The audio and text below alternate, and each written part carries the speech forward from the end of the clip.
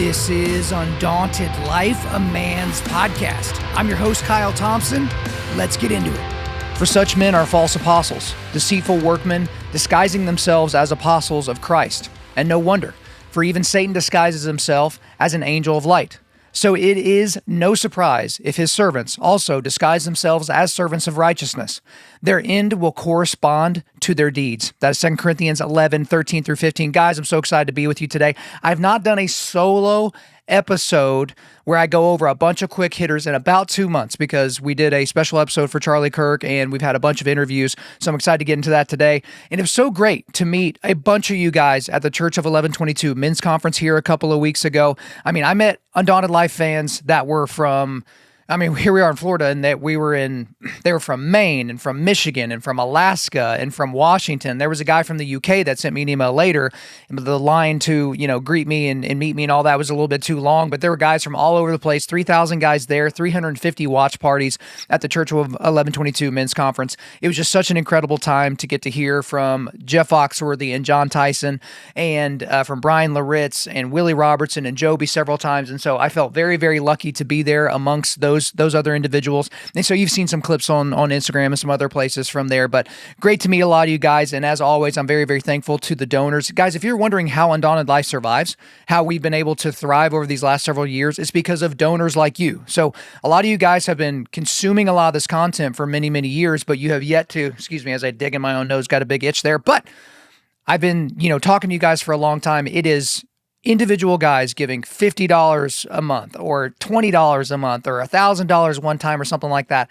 That is what it takes to keep the lights on around here. So we're so thankful for you guys that have hopped on board to be a donor. I would encourage you, all of you that have not donated, please do so on Undaunted.Life/donate. Also leave a review and share with a friend. Today, guys, lots of quick hitters. It's going to be a bonanza because over the last couple of months and really the month before that, before the Charlie Kirk assassination, I've just been collecting a lot of stories. So to whittle it down to what we're talking about today was pretty substantial. But here's what we're going to cover in the quick hitters. Former pastor Robert Morris confesses to being a pedophile but escaping justice. The fatal stabbing of Ukrainian refugee Iryna Zarutska by the man who had 14 prior arrests. Trump spearheading the end of the war in Gaza and the return of all Israeli hostages. Candace Owens directly accusing the Trump administration of assaulting Charlie Kirk. A convicted child murderer being freed after serving less than 10 years in prison. Chip and Joanna Gaines continuing to prove that they should not be admired by Christians anymore. And then we've had an entire segment now. It's going to be called Islam is Not Compatible with the West. All right, so we're going to talk about Iraq lowering the age of consent for girls to marry to 9 years old, Somalia voting to allow child marriage, and the United States somehow allowing for an American city to be controlled almost exclusively by Muslims, a 2-year-old girl dying in the family car while her dad was distracted watching porn, a University of Kentucky cheerleader giving birth and then disposing of her baby in a trash bag, Pope Leo saying you cannot simultaneously be pro-life and pro-death penalty, allowing for a Muslim prayer room in the Vatican, and then praying for a block of ice. Yep. And then transgender identification plummeting among American college students. Christianity Today taking more than $1 million from pro-abortion foundations. The tranny who planned to kill Brett Kavanaugh being sentenced to only 8 years in prison. Shohei Ohtani delivering the greatest single game performance in the history of Major League Baseball.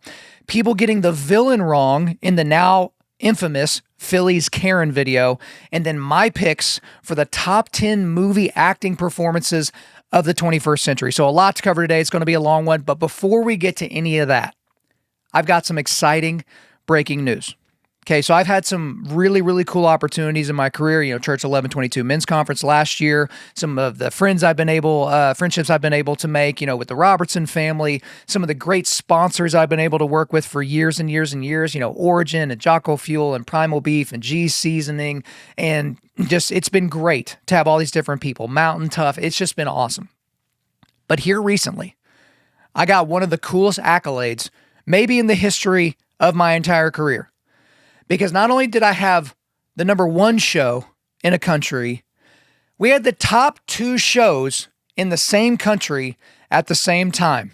The Daily Blade was number 1 in this country, and then Undaunted.Life, a man's podcast, was number 2 in this country. Okay? And the country is Micronesia. Okay? So shout out to all of the listeners in Micronesia. I'll be really honest, I had not heard of it until I got the email showing my rankings, because I get the rankings of where I'm at in all the countries where we're on the charts, right? And then I saw that we were number 1 and number 2 in Micronesia. Okay, so look it up on Google Earth, guys. Check it out. It's out there in the middle of the ocean. But I want to shout out to each and every one of you that are listening in Micronesia. What are y'all, Micronesians? All right, so shout out to all my Micronesians. Appreciate you guys. Y'all are the best. But let's go ahead and get into the main subject for today. So I'm going to go all the way back in the Wayback Machine to early September when Charlie Kirk was assassinated by a gay man with a furry lover. And do you remember how Christians and political conservatives responded? I mean, they went to church, they held prayer vigils, they read their Bibles, they bought their Bibles for the first time. That's how Christians and conservatives responded. And do you remember how many liberals and leftists responded? They openly celebrated the murder of someone they disagreed with politically, like cackling demons, right?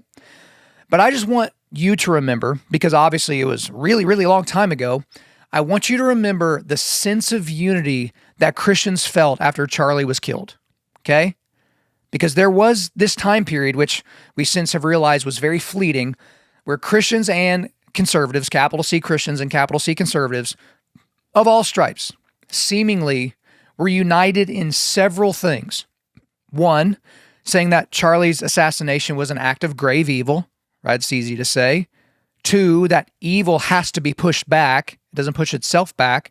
And then 3, Christians must unite. There are theological differences. There are differences in how the worship service should be constructed. There are differences in, preferred sizes of churches, preferred styles of music, styles of preaching, all those things.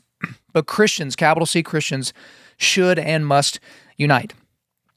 Well, apparently that wasn't the case at David Platt's church, at least not for very long. So most people know who David Platt is, because a lot of you here listening to this are Christians. If you're not a Christian, we're so glad that you're here listening to this. But let me give you some background on who David Platt is. So he is a very, very famous pastor. He was actually once the youngest megachurch pastor in the United States. He's the former president of the International Mission Board, and he's also the author of a big-time best-selling book called Radical that was released back in 2010. I'm sure a lot of you have read that. And he is the former lead pastor of McLean Bible Church. So I say former lead pastor and teaching pastor because the lead teaching pastor at McLean Bible Church now is someone named Mike Kelsey, okay? He was apparently David Platt's hand-picked successor to be the main teaching pastor at McLean Bible Church, or MBC, okay? Now, I don't have time today to get into all the allegations and the details, but there was certainly a scandal that occurred with Kelsey's hiring, right? So members of the church alleged that the church changed the voting rules so that Kelsey could be made the lead teaching pastor without incident or questioning. There were accusations of tokenism by Platt in his handpicking of Kelsey. These same members said that David Platt and subsequently Mike Kelsey were taking the church in a much more left, liberal, woke direction. So y'all can actually do your own research and come to your own conclusions on all of that, because that's not the main point of what I want to get to today, even though it will come up a little bit later. And we have so many quick hitters to hit.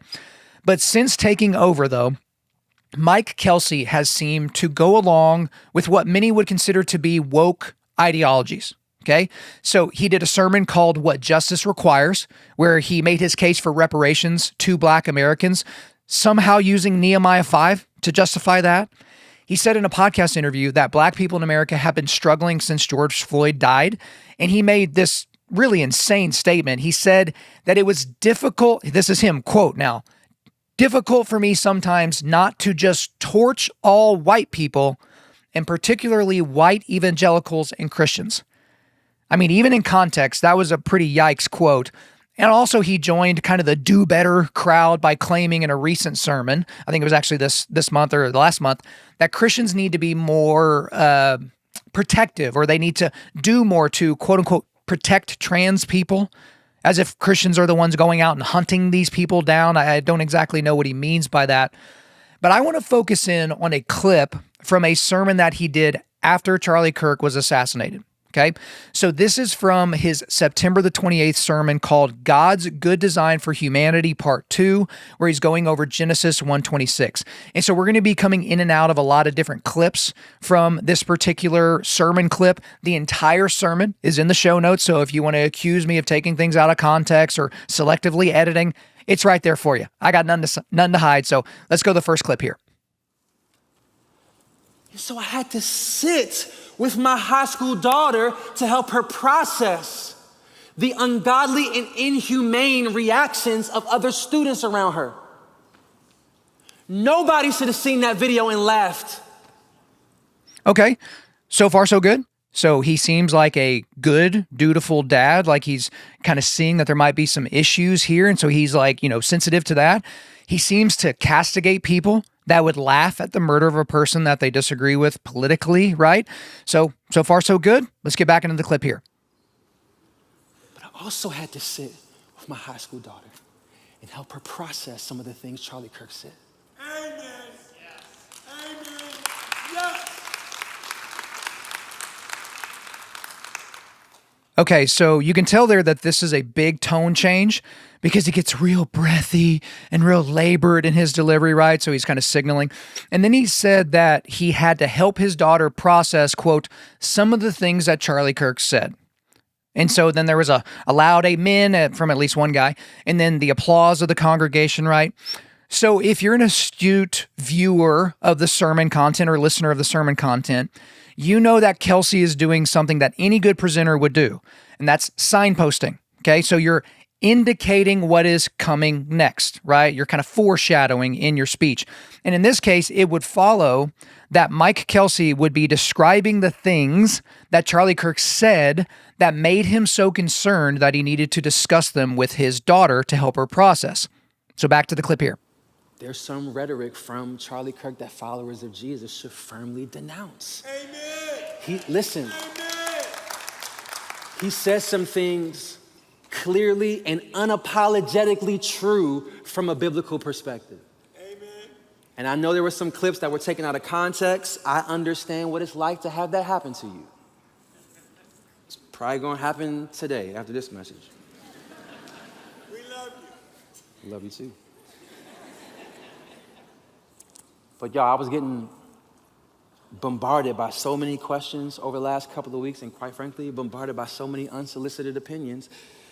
And so I spent hours just watching long-form debates, interviews, speeches.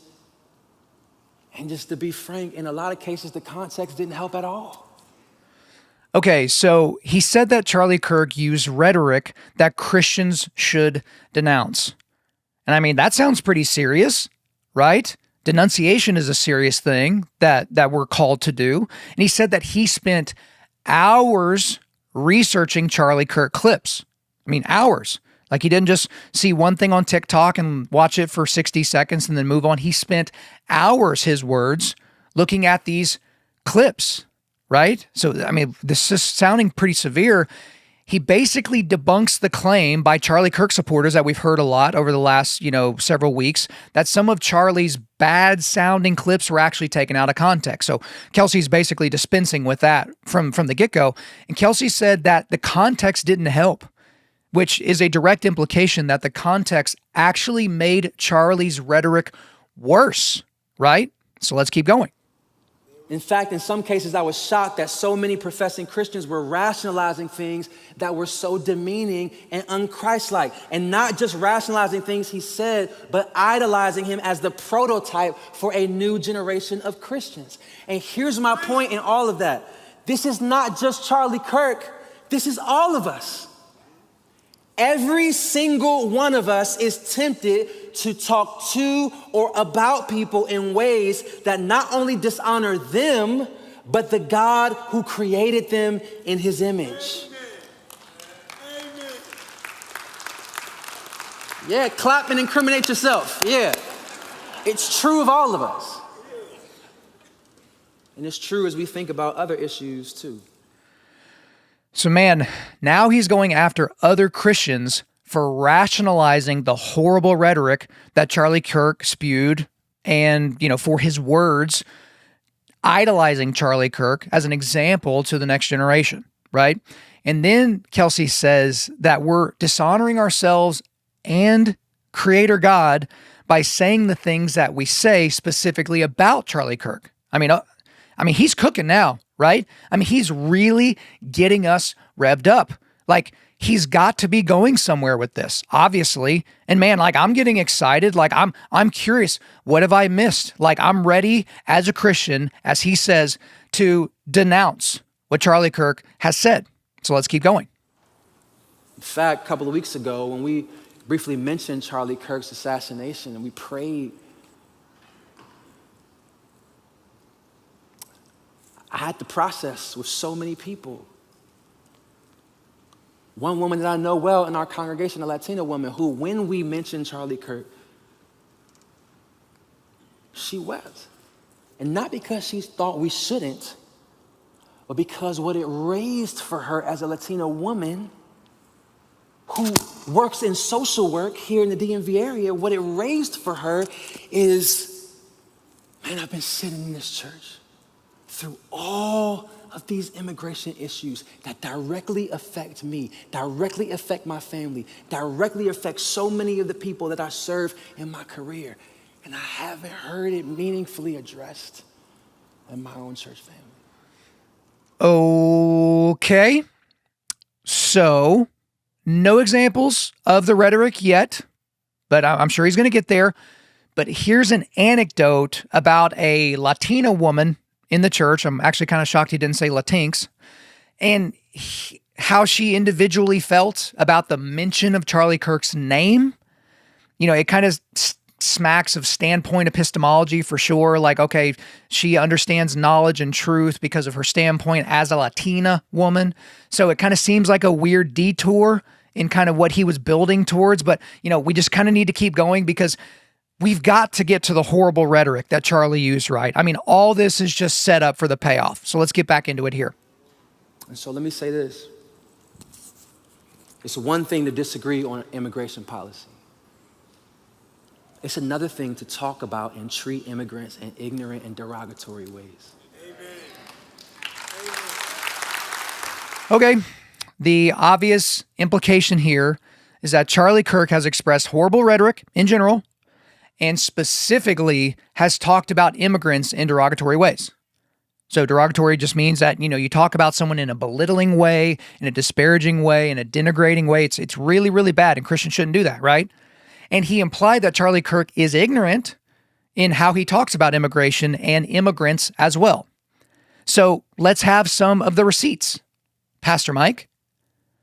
Oh, wait, was that the end of the clip? Because it actually was. That's the end of the clip. Now, it's not the end of the sermon. Again, I put the entire thing in the show notes for you. There's about 15 or 20 more minutes left in the sermon. Now, I'm saving you can thank me later, from having to watch the rest of it, but I do want you to watch it for yourself. And if you watch the rest of the sermon, you'll notice that Pastor Mike Kelsey provides zero examples of the supposedly horrible things that Charlie Kirk said that made him have to help his daughter process. Pastor Mike Kelsey provides zero examples of the supposedly dangerous rhetoric of Charlie Kirk that Christians should denounce. Pastor Mike Kelsey provides zero examples of the ignorant and derogatory rhetoric that Charlie Kirk supposedly expressed towards immigrants. None, not a single example. All this setup of the rhetoric and all the things, oh gosh, he just had to like hold his daughter's hand and help process. Nothing. In fact, if you watch through the end of the sermon, it's kind of hard to surmise that Pastor Mike Kelsey had a grand point to make whatsoever. So he just goes from random point to random point, from anecdote to anecdote, but he never satisfies the signpost, his own signpost. He never, ever even comes close to backing up his own claims about the supposedly problematic Charlie Kirk. So is Mike Kelsey just a crappy writer and orator? I mean, in my opinion, no, I don't think he is. He seems to be a good speaker and a smart guy, good cadence, right? Seems to be experienced, so that's not it. So did Mike Kelsey just take a shot and just so happen to miss? Like, I don't think so either, in my opinion. Did Mike Kelsey just forget his points in the middle of talking? I mean, I've definitely done that before. I've done so on stage, right? I'm in the middle of a point and I forget the point. I'm like, oh, shoot, what am I going to do? But in my opinion, no, that's not what happened here with Pastor Mike Kelsey. I think that Mike Kelsey actually accomplished what he set out to accomplish, which is to get a nice little pat on the head from our atheistic, demonic culture. He got the applause of the sheep, right? Just a reminder, sheep are some of the dumbest animals in existence for what it's worth, but I digress. He got the applause of our left-leaning, atheistic, demonic culture by castigating and disparaging a great Christian conservative thought leader. And he got the applause of progressive Christians for his nuanced view of the complicated figure known as Charlie Kirk. He got all of that. And he accomplished all of that without having to show a single receipt. Incredible. But need I remind you, this is exactly how the left operates. They make a grandiose claim. They are asked politely to back up that claim with evidence. They ignore the request for evidence, and then they just respond by calling the questioner a name. Typically racist, sexist, bigot, Islamophobe, homophobe, fascist, Nazi, hater, etc., etc., etc. Now, Mike Kelsey didn't call anyone names publicly to my knowledge, but Mike Kelsey is a pastor of a megachurch. He was handpicked to have that position. He's a presenter of the gospel of Jesus. And he's also supposedly a defender of capital T truth. And yet, he made a horrific public accusation directly of a man that is not alive to defend himself, and he provided zero evidence to back up his truth claims. It's intellectual cowardice at best. Now, to be clear, I don't think that this behavior from Mike Kelsey is disqualifying for him as a pastor. I mean, I think it's egregious. I think it's wildly inappropriate. And considering our current political and cultural climate, I think it's incredibly dangerous. But he's not disqualified as a pastor. But it does beg the question. What kind of mindset and worldview would lead someone to communicate in this way as a lead pastor of a huge church? So my contention is that the woke mind virus infected David Platt. It infected his judgment. It caused him to handpick his successor, and it caused him to handpick a successor that seems to be more concerned about cultural justice and equality and not nearly as concerned about capital T truth. I'm not claiming that he's not a man of the gospel. I'm not claiming that he doesn't take the gospel seriously, but my goodness, he keeps stepping it on the cultural justice and equality side. So David Platt and Mike Kelsey didn't cause the woke shift in many churches today, to be sure, but they are a symptom of the rot that comes from this ideology. And let me remind you, the devil prowls around like a roaring lion seeking someone to devour, 1 Peter 5:8, and comes only to steal and kill and destroy, John 10:10. So wokeness and critical theory and critical race theory and feminism and progressivism and, there are elements of it that seem good. They seem really, really nice, really appropriate. That's why they're so enticing, right? Go back to the scripture that I read at the top of the show, though. In 2 Corinthians 11, for even Satan disguises himself as an angel of light. But don't be fooled. All of these ideologies and worldviews come from the pits of hell, even if they seem righteous, even if they seem nice and appropriate. So the more that we allow for famous pastors with large platforms to sneak these ideologies into our churches, the wider we open the door for the lion that seeks to demolish us. Hey guys, real quick. I know a lot of you train for very specific things. So maybe you've got a mud race coming up, a mountain hunt, a 5K, or maybe you just want to keep up with your kids or you just don't want to let the old man in. But for a lot of you guys, whether you're working out at the Globo gym or even in your garage gym, you get there and you just don't know exactly what to do. And so you just kind of settle for the same old workout routine, maybe some bench press, bicep curls, a walk on the treadmill, and you know you're not really getting the most out of your workout plan. And I want you guys to stop wasting time at the gym. No more settling. It's time for you guys to get a guide to help you reach your fitness goals. And that's why I want to remind you about my good friends at Mountain Tough. Mountain Tough is a fitness and mental toughness app developed by military special operators and mountain hunters that's becoming a global movement for building mentally tough athletes on and off the mountain. Mountain Tough is a native app ready to be downloaded on all platforms, so that includes iPhone, Android, Apple TV, Roku, and there's more. Once you sign up and download the app or access the website, you immediately have access to hundreds of exercise programs and literally thousands of workout videos, thousands. So that includes structured hybrid strength and endurance programs, daily workouts, the full exercise library, mental toughness training, the Mountain Tough community, and accountability. And you can use it all on the go, online or offline, no matter where you decide to train. So if you're just getting started, that's great. They have programs for beginners. If you have minimal or no gear where you train, that's not a factor. They have minimal gear and bodyweight programs. And guys, if you're wanting to get into or maintain elite level fitness, they've got you covered with programs for top tier athletes too. And for a limited time, Mountain Tough is extending Undaunted Lifers like you an incredible offer. Go to mountaintough.com. That's MTNtough.com and enter the code Kyle when you sign up for a monthly plan to receive your first month free after your 14-day trial. So that's 6 weeks free to make sure this is for you. I'm sure it will be. That is 6 weeks free on the best-in-class physical and mental training app in the world. So stop wasting time. It's time to get real fitness results. Let my friends at Mountain Tough guide the way. Again, go to MTNtough. That's mountaintough.com, promo code Kyle. All right, we got a lot of work to do on the quick hitters today, so let's get into it. Former pastor Robert Morris confesses to being a pedophile, but escaping justice. Now, I actually covered this case extensively on episode 735 of this podcast, so if you want my deeper commentary, I direct you there because we got to be quick today. This is according to the Christian Post on October the 2nd. Robert Morris, the founder of Gateway Church in Southlake, Texas, was punished with a 6-month prison term and a 10-year suspended sentence after pleading guilty Thursday to sexually abusing the now 55-year-old Cindy Clemenshire, beginning when she was 12 years old in the 1980s.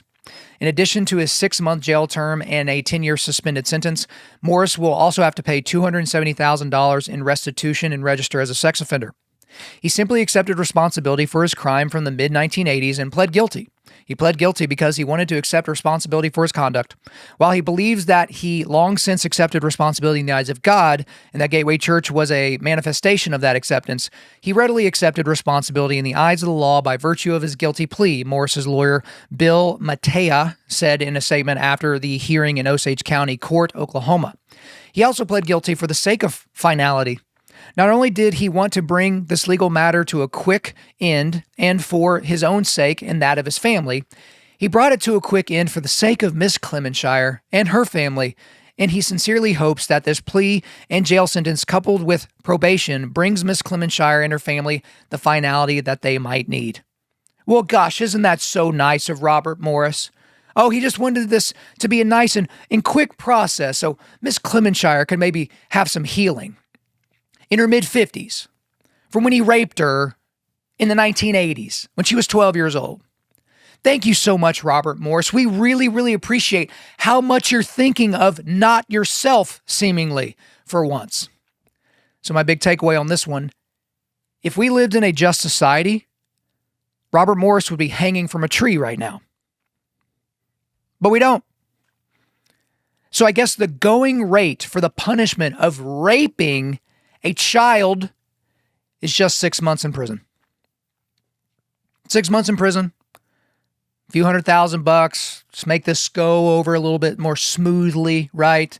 He can get back to, doing some things. He'll spend his 6 months in prison. He'll probably take a year or two off to kind of let everything blow over. And then he'll probably release a book about what he learned while he was in prison, and a major Christian publisher will pick it up. And then he'll learn about, we'll get to learn about what he felt about himself, and how he actually kind of did some service in prison. And he learns even more about himself. And now he's going to be, like a lot of major pastors now, he's going to be a leadership guru, and he's going to teach other people about how you can learn from doing horrible, awful things. But make no mistake, Robert Morris escaped justice in terms of this planet. Now, I pray that Robert Morris is actually a Christian, because even for our worst enemies, we should pray that they receive the grace of Christ. And I don't know him personally, so I can't really judge his fruit, right? I hope he's a Christian. And the blood of Christ certainly covers this sin as it covers any sin. But in this particular situation, as it pertains on this earth, this does not feel good, right? 6 months in prison. And for any of you that are like trying to default to maybe defending Robert Morris, what if it was your 12-year-old? What if it was your 12-year-old daughter that Robert Morris, the predator, was sneaking into her room at night after you welcomed him into your home, sneaking into your daughter's room so that he could rape her? Does that change your perspective? Probably should. All right, next quick hitter here. The fatal stabbing of Ukrainian refugee Iryna Zarutska by a man with 14 prior arrests. So this story seemed like it happened a year ago, but that's just the nature of the news cycle, because I was, getting ready to really talk about this, and then Charlie Kirk was assassinated, so it kind of had to be on the shelf for a little bit. But this is according to the Daily Wire on September the 8th. The brutal murder of a 23-year-old Ukrainian refugee on a North Carolina bus has become a flashpoint in national discussions about urban safety, with President Donald Trump weighing in on the tragedy. I give my love and hope to the family of the young woman who was stabbed in Charlotte by a madman, a lunatic, Trump said in a speech at the Museum of the Bible on Monday. Just viciously stabbed, she's just sitting there. There are evil people, the president added. We have to be able to handle that. If we don't handle that, we don't have a country. The victim, Iryna Zarutska, came to the United States in 2022. She was returning from her job at a local pizzeria when DeCarlos Brown stabbed her repeatedly in the neck. Brown had a lengthy criminal history, including at least 14 prior arrests for offenses such as armed robbery and assault with a deadly weapon. Despite serving 5 years for the robbery, most of his other cases resulted in time served, probation, or community service. So everyone has seen the video pretty much at this point. You see Iryna Zarutska basically getting on the bus. She sits, unfortunately for her, right in front of this man. She's paying attention to her phone. He pulls out a knife, stands up, and stabs her 3 times in the throat. She looks up at him like completely shocked. That image is just burned into my brain. And then she slowly starts to bleed out. We don't see a single person on the train try to help her or confront him. They all just froze, including supposed men that were on that train. And so he was able to walk away from that. But before he did, this was heard by the witnesses that were doing nothing, and also heard on the security camera, the severely underreported comment that he made after he murdered this woman. I got that white girl. I got that white girl. Now, it's almost an exercise in futility to even mention this, but let's obviously just switch the races. There's a white man on the train, right? And then a young black girl, beautiful young black girl, just gets on the train after her shift at the pizzeria. She's still got her uniform on. She's just trying to update social media, see what's going on. And a white man stands up with a knife, stabs this black girl in the throat 3 times. Nobody confronts him. He walks around with blood dripping from his hands after he just murdered somebody and goes, I got that black girl. I got that black girl. That would be the only story the mainstream media and the leftist media would be covering. The only one. But for some of you, that's breaking news to you that you knew this girl was murdered. I think everybody has seen that news report. But did you know that he said, I got that white girl? I got that white girl? Did you know that? So big takeaway on this one. I have a new law proposal for the entire country. So hear me out. If you're arrested and convicted of misdemeanor crimes 5 times, you automatically get life in prison. And if you're arrested and convicted of felony crimes 3 times, you automatically get life in prison. Deal? As a minimum, right? Because obviously if your felony crime is like murder, child molestation, like those types of things, you should just be, killed. But life in prison at a minimum. What's the argument against it? Because look, if you do so many crimes, because again, this guy, he was arrested 14 times and convicted, right? He was convicted of all these crimes. He literally did all these crimes.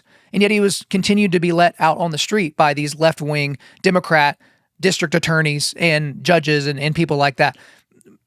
So what, 5 times? Is that fair? 6, 7 times? How many crimes does someone have to commit before we say, yeah, you just don't get to be a part of polite society anymore? Okay? Because people have this really jacked up view of what prison's supposed to be, right? Some people think it's to rehabilitate people, and to a degree it's that, but it's a punishment place. That's what it is. But even more than that, it is a place we can put animals like this guy to keep them away from the rest of society. It's where we put the wolves. Because there aren't enough sheepdogs out there to protect all of the sheep. So we got to have a place where we can take the wolves and lock them up with the other wolves, right? That's what prison's supposed to be. And that's exactly where this person was supposed to be. And yet they weren't. They were allowed to roam the streets, and you can talk to me about mental illness and all these different things, and I'm sure that comes into play here. But at the same time, if you're so mentally ill that you can't stop committing crimes, why would that be an argument for you being free? Okay, get your mental illness training or treatment or whatever in prison. Or when you're in prison, again, this is not a rehabilitation facility. It is a protection facility for the rest of humanity, right?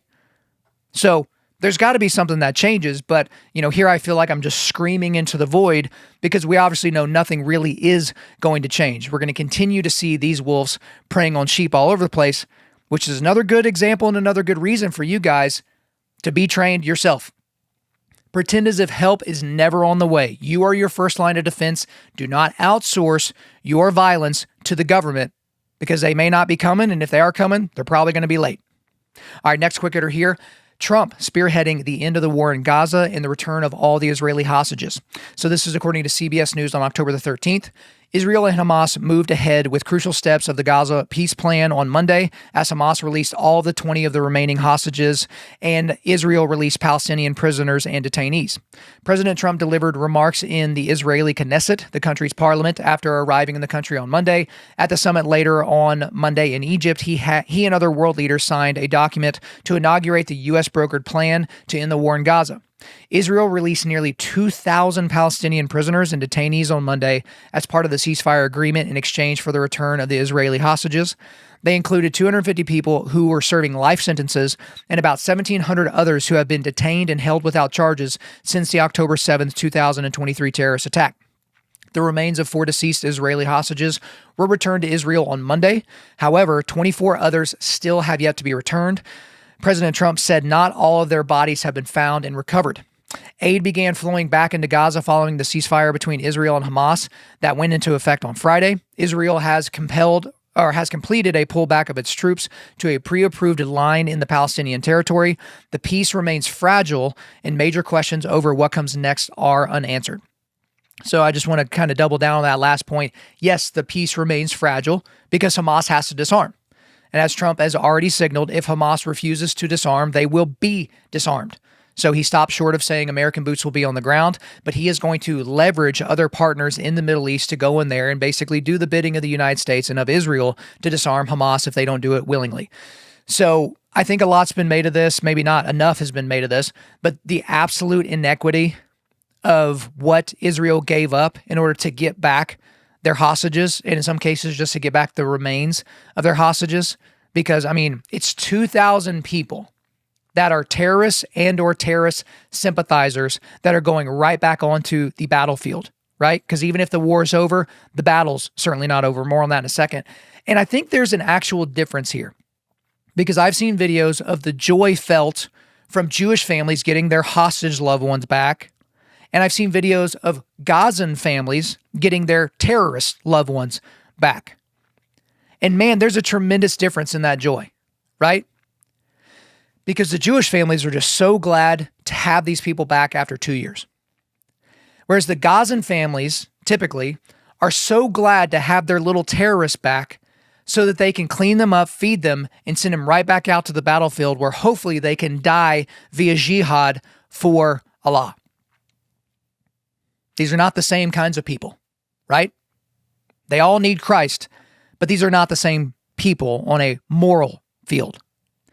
And also, I just think this is very interesting. People have been screaming at the heavens about the genocide, the supposed genocide going on in Gaza. And they needed an end to this genocide. But where are those people now? I can't find them. I don't hear their voices anywhere. Where are all the in the genocide people? Because if the war is over and if Israel has to leave the area, doesn't the genocide end? Right? Because again, this never was a genocide, right? Not even close. You have Israel doing these pinprick attacks and going door to door, like losing soldiers every single day to injury or wounds or death, right? When they could just carpet bomb the entire area and be done with it. That would be a genocide, okay? But all these in the genocide people, they don't really seem to be talking very much right now. And that's so interesting. So let's go to my big takeaways here on this one. First one, peace through strength actually works. How about that? Right? It at least works temporarily. Okay? Temporarily. Because no one actually believes that there's going to be a long-standing peace between these two parties. But at least for right now, Trump's basically like, I saw a meme where it was like, Hamas was on the phone with Joe Biden and they were on the phone with, Barack Obama, and they're basically like, hey, if you do anything, we're going to get mad. Like we're going to get really, really mad at you. And then Biden and Obama are like, okay, what do you want? And Trump's basically like, hey, if you don't do what I do, I'm going to kill all of you. And then it's like, oh, okay, what can we do for you? Right? So it actually does work diplomatically. Another big takeaway here is that Trump is the most positively consequential United States president since Reagan. It's not even close. Like, I don't even want to hear, well, I'll listen to your argument, but what is the argument for anybody else since Reagan? Because obviously Reagan during the Cold War, tear down this wall, like all these different things that Reagan did, incredibly consequential for the entire planet. Trump is that now. Like, this is just another in a long string of peace talks and wars that Trump has basically ended without having to fire a single shot himself or from his military that he is the commander-in-chief of. A lot's been made about, hey, he needs to be, win the Nobel Peace Prize. The prize doesn't mean anything, right? We saw that when Barack Obama got the prize essentially for existing. And so it doesn't mean anything. It's just like symbolic. But if it's just simply symbolic, how about the guy that is single-handedly just this summer ended a bunch of wars or prevented a bunch of wars from happening? And the last big takeaway here is we do have to be real about this entire situation. There simply cannot be a lasting peace in the Middle East because Islam, the religion of Islam, will not allow for it. Okay? So Melissa Doherty, who has a fantastic book, Happy Lies, she made this comment. In America, we treat Islam like it's Christianity and Christianity like it's Islam. Okay? Because not every Muslim is violent, but Islam in and of itself is a violent religion. We're going to get more into that here in just a second in our Islam is not compatible with the West segment. But there's never going to be peace between these two sides. So let's not look at any of the other Arab states. Let's just look at Hamas. In their charter, and Hamas isn't going to go away, by the way, right? They're down but not out, for sure. In their charter is the explicit call for the destruction of Israel. So when they say from the river to the sea, they mean it. They mean it. They cannot have peace with Israel. And Israel knows that. They're not stupid, but I feel like a lot of other people are because they think, these are some MAGA people. They're like, oh, Trump did it. He's going to have lasting peace in the Middle East. It's like, bro, no. The best we can hope for is temporary peace until Jesus comes back. All right, next quick hitter here, Candace Owens, directly accusing the Trump administration of assassinating Charlie Kirk. Now, I'm taking a little bit of a risk here because apparently every time I talk about Candace Owens, there is a segment of my audience that either just unfollows me, is done with me, or gets really, really, really offended that I would dare say anything critical of their precious Candace Owens. And I don't quite understand that Because as I've explained during her rise to fame with the Blexit stuff, I was very, very impressed with her. I found her to be incredibly charming, incredibly smart, and I thought she had some good things going on. And then when she joined the Daily Wire, I was super excited about that. But then whenever she was, fired from the Daily Wire, I was like, well, wait a minute, is Candace Owens right, or is Jeremy Boring and Ben Shapiro right? Like, what exactly is going on? But to even a neutral observer, because I've been neutral on Candace Owens, right? Because I didn't consume her content. I didn't watch her videos and all that. She was just this person kind of out in the periphery of the conservative movement. But there was a video that she posted recently, and I basically talked about some of the insane things that she has said, especially since Charlie Kirk has been assassinated, saying that Charlie Kirk was coming to her in her dreams. I mean, aside from that being a non-falsifiable claim, why would Charlie Kirk from heaven communicate with someone that wasn't his wife? And I just feel very uncomfortable with any woman alive today other than Erica Kirk speaking for their dead husband, right? Speaking for their deceased husband. I don't know that anyone should be speaking for a deceased person, especially Candace Owens.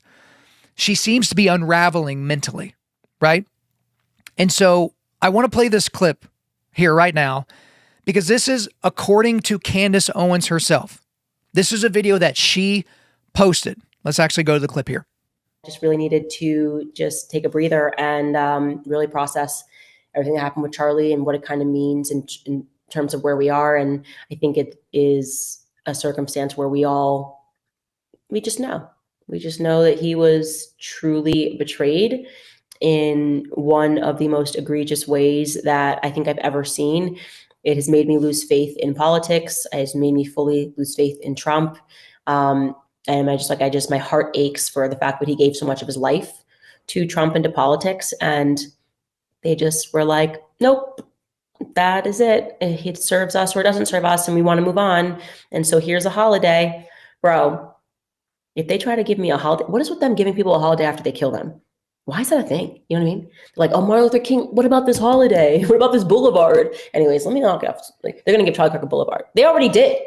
They did in Israel. They gave him freaking boulevard. It's like, as soon as they give you a boulevard and a holiday, they definitely killed you. Okay, there's no question. They killed you. There's no way. That's like their signature thing. It's like that's what they do. It's the Fed signature. It's how they sign off after they murder you. They're like holiday and a boulevard. And it's never on a nice side of town either. Like Charlie Kirk Boulevard is not going to be a nice side of town. Anyways, I will be back on the 27th, you guys. Thank you guys for all the support throughout these couple of weeks, these last really kind of 6 weeks since Charlie died. And we will see you guys then. So she says, we just know. Okay, Candace, what's your evidence? We just know, okay? All right. So this is just another, and this is just recently, this is another extreme claim that Candace Owens is making, and just like Pastor Kelsey from earlier in the episode, provides no receipts, no evidence. It's essentially, trust me, bro. That's what Candace Owens is doing right now, and people are eating it up because they trust Candace. Now, they're ignoring every bit of evidence that tells them they shouldn't do that. They're just basically taking it hook, line, and sinker. But here's a question for Candace Owens and the people that listen to her. Why would the Trump administration kill the non-politician that is most responsible for Trump getting reelected? Like, just pause. Aside from the fact that Candace has provided no evidence for this whatsoever, why would they do that? Because as I've said before, there are people that are responsible for Trump being reelected, right? The greatest comeback in American political history, okay? The number one human being responsible for that is Donald Trump. The number two human being responsible for that is, we'll say, Joe Biden. Number three person is Kamala Harris. The number four person is probably Charlie Kirk. And the number five person is the kid that tried to shoot and assassinate him in Butler, Pennsylvania. And his influence only grew after Trump was reelected. His audience only grew wider and broader. His supporters only increased. And he stands poised to help J.D. Vance or whoever the Republican nominee is at the end of this Trump term to get elected to keep the White House in control of the Republicans. And yet, Donald Trump, the Donald Trump administration, led by Donald Trump, decided to assassinate him. Why? Make the affirmative case. Make something that resembles a coherent thought. And also, this is just an observation. In order for people to continue to follow and believe Candace Owens, they're having to suspend their ability to think critically and to require an evidentiary basis for truth claims. Okay? Because I'm just like everybody else listening to this right now. When I hear something from somebody that I default trust, I just assume that it's true. Okay? But when someone makes a grandiose claim and provides no receipts, and then when you go behind their paywall, they still have no receipts, what are we to make of that? Because I actually posted that clip that I just put here on social media, and I had people in the comments and in the DM saying, oh, well, yeah, bro, you just got to watch the entire episode. That's not what she said. I played what she said. So your claim now is that what she said is not what she said. Now, I understand with context, meaning can change, but she said what she said. What possible context could there be in the larger clip that would change what she said in the clip that I showed you? And when I push back on you in that way, you have nothing. Just like Candace Owens, you provide no receipts for your claim. So let's go to my big takeaways here. At this moment, the odds of Candace Owens being right are way lower than the odds of her being a psychopath, of her being psychopathic. Because, let's be honest, Candace Owens might be right. And if she is found to be right, if she provides some semblance of a receipt later to back up her claims, I will come right in front of this microphone and tell you I was wrong. I am so sorry, Candace Owens. But to make sure that you don't think I'm just taking a shot at her, calling her a psycho, because everything's psycho. Oh man, that guy's psycho, or man, you wouldn't believe my chick, she's psycho. Roughly 1% to 2% of the general population meet the criteria for psychopathy.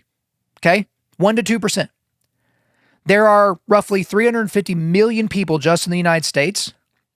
So there are roughly 350,000 to 700,000 Americans that are psychotic. They have psychopathy. They meet the standards. Okay? Now, if I were a bettor, I'd say that Candace Owens is one of them. Right? Just like Candace Owens, I can't prove it. I don't have a receipt. But just from my non-clinical observation, I think that's more likely than her being correct. And here's the thing. If I'm wrong, if she's not psychotic, then she's just an opportunistic grifter. She's literally grifting. She's convincing you to come along on the crazy train and give her money along the way. And then at some point in the non-described future, she's going to give you the payoff that you want. This feels like the Russian collusion hoax, right? What was the House member from California? I can't remember the guy's name, but he kept going on CNN basically saying, if you see what I've seen, right? If you had the knowledge that I had, you would believe me that Donald Trump is a Russian cat's paw. He is just a member of Putin's inner circle. But don't you worry. Within the next week, we're going to give you the information that blows the lid off this whole thing. Don't you worry. Next week, we're going to give you the information that proves that we're right. Don't you worry. Next week. And it just keeps going, keeps going, keeps going. Adam Schiff, that was his name. Just keeps going and keeps going and keeps going. And then there's never a payoff. And then the person just pretends like they never made any of those grandiose claims. Okay? So here's the thing. If you're a Candace Owens fan, if you like Candace Owens, okay, that's fine. But my goodness, be a fan with your brain turned on. Okay? If someone's going to make a claim like the Donald Trump administration or that the Jews killed Charlie Kirk, one of their biggest public supporters, they've got to provide evidence for that. Because these conspiracy theory people, again, as I've explained and as Ben Shapiro kind of elucidated, they always just kind of expand the size of the conspiracy. Like when the conspiracy's this big and all of it's kind of proven wrong, like, nah, it's not a conspiracy, they just widen the gap and widen it some more and then widen it some more and widen it some more. And then eventually everyone in humanity is a part of the conspiracy, right? It's kind of like the flat earth people. Every single person that's ever taken a picture of the earth or everything, like they're all in on it somehow, right? So it's very convenient and you can make a lot of money that way, as Candace Owens is proving. But guys, if we are to be people of truth, we have to demand evidence. That's all I'm saying.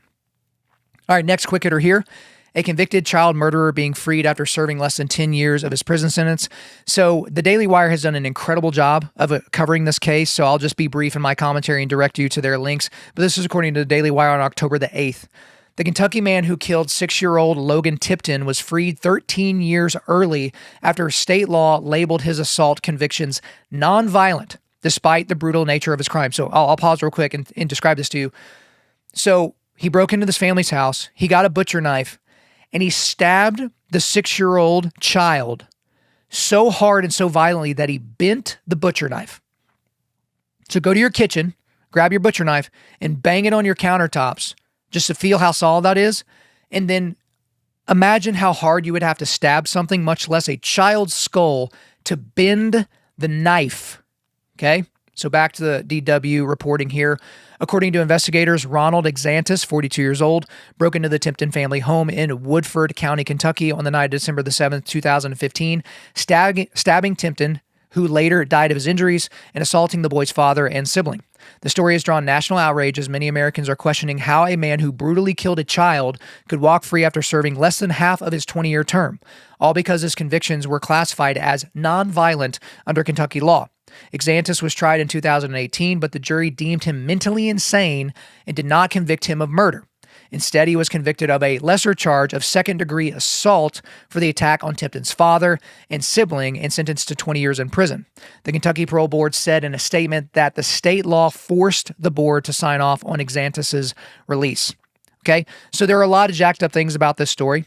Okay, the first thing is that you get out of a murder charge by just pretending to be or actually being insane. So you're only convicted of second-degree assault for attacking the father and sibling who lived, but not for stabbing a child, a 6-year-old, in the head so many times and so violently that you bent the knife that you used to do the killing. Okay? Also, how could any justice system allow for the intentional murder, especially that of a child, to be in any way determined nonviolent? So what law, what possible construction of laws, and I know we have a really, really jacked up system where laws are on top of laws that connect to other things, and it's really, really difficult to surmise, right? AI can't even figure it out.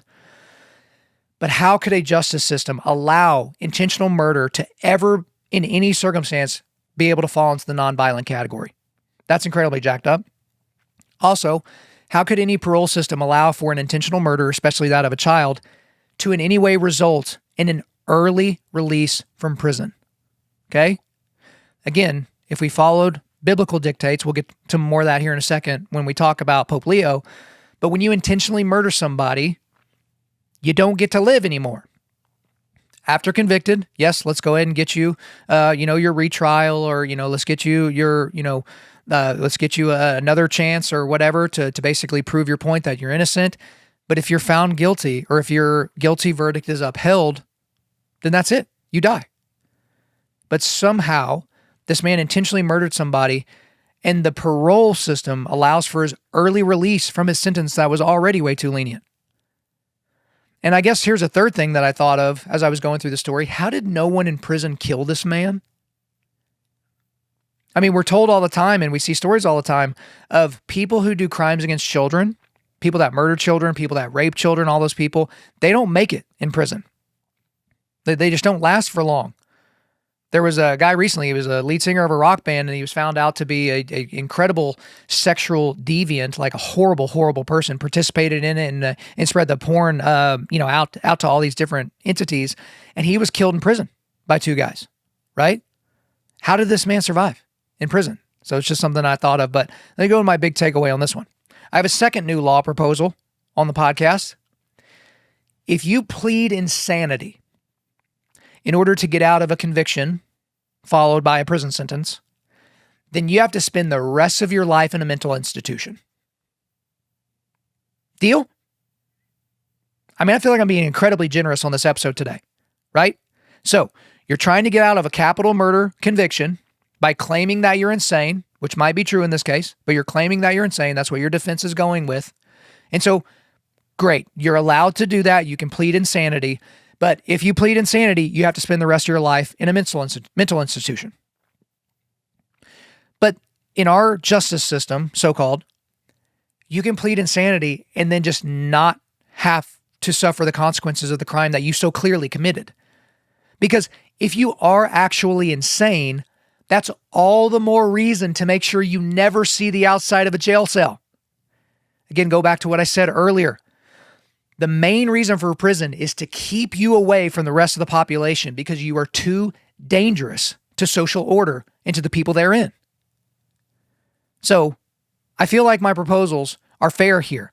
But as I see recently, Xantus was actually rearrested in Florida because somehow he was able to take residence within walking distance of an elementary school, right? And so he could still end up facing justice. I know the Trump administration is getting involved as well.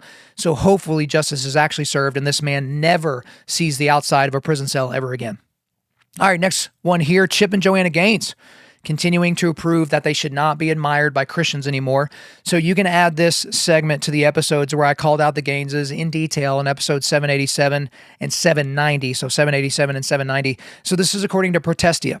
Another reality TV show from Christian couple, Chip and Joanna Gaines, has drawn attention for prominently featuring an LGBTQ activist as host, a flamboyant cross-dressing judge, and an all-LGBTQ roller skating team, highlighting the couple's continued transition to gay-affirming content. Chip and Joanna are the executive producers of the reality TV show Roller Jam, which debuted last year on their Magnolia network. Along with overseeing the production, Joanna also served as a judge in the series finale. It also includes significant LGBTQ messaging, leading the prominent gay culture magazine Out to call it the LGBTQ plus roller skating reality show we never knew we needed. The show is hosted by Jordan Sparks, a vocal supporter of the LGBTQ plus community. When she's not posting half-naked pictures of herself on Instagram, she's performing at LGBTQ plus pride events, joining campaigns like GLAAD's Spirit Day to support LGBTQ plus youth, and working with the Gay Men's Chorus of South Florida. One of the three judges on the show is Johnny Weir, a former Olympic figure skater and current flamboyant queer LGBTQ activist and crossdresser. Weir's attire for the show is striking, as are his effeminate mannerisms, and he wears women's dresses and clothing throughout much of the competition. Group member Lauren Giger told Gay Magazine that House of Skate is not just about skating. It's about breaking barriers, living authentically, and representing the LGBTQ plus community in a way that hasn't been seen before. Despite all this, Joanna Gaines was thrilled to produce it, calling it a dream come true for me and promoting it as a show the whole family can watch together. So right to the big takeaway on this one. If you still in any way support Joanna Gaines, Chip Gaines, Magnolia, or any of the many brands that are controlled by the Gaineses, I don't want to hear your bitching about the culture anymore. I just don't want to hear it. If I ever hear you say anything close, even close to the world's going to hell, then expect me to respond in this way. Well, you're helping to fund it. Because I keep hearing from these outraged parents and conservatives and Christians about what the Gaineses are doing. Oh, I can't believe what they're doing, how they've fallen off. And they're subscribed to Magnolia Magazine and they're purchasing Joanna Gaines's rugs from Target. Oh, well, I just can't believe that Disney would sneak in these pro-gay and pro-LGBTQ messages into their kid shows. I just can't really believe that. As they plan their next Disney cruise or trip to Disney World.